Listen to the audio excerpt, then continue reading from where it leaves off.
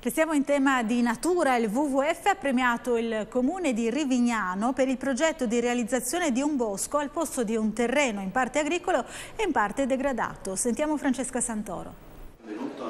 Rivignano è un esempio per la tutela dell'ambiente, tanto da meritare l'Albanella d'Oro, premio che il WWF riserva alle amministrazioni, associazioni e imprese che si distinguono per il rispetto della biodiversità. Un riconoscimento assegnato al progetto STAR che, grazie a fondi comunitari Life+, porterà nel giro di un paio di anni alla creazione su una superficie di 30 ettari di un bosco umido planiziale, habitat a rischio scomparsa in tutta la pianura padana. Il vincitore si è distinto per una campagna proprio per la natura, non semplicemente ambiente, che vuol dire qualcosa anche di favorevole all'uomo, ma proprio la natura e quindi i diritti della natura, delle specie, della sopravvivenza del contesto in cui viviamo e alla fine che l'uomo sempre ci guadagna.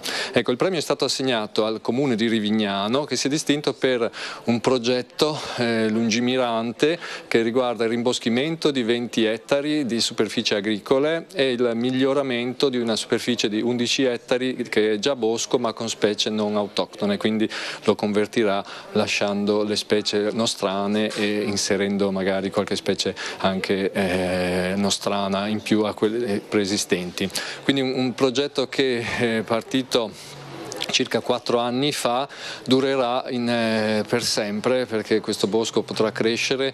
All'interno dell'area rimboschita si insedieranno anche delle specie spontanee, ci saranno anche animali. Il progetto del comune di Rivignano è stato inserito nella campagna nazionale Riutilizziamo l'Italia, lanciata dal WWF in occasione della giornata mondiale dell'ambiente, con l'obiettivo di recuperare aree abbandonate, in disuso o disfunzionali.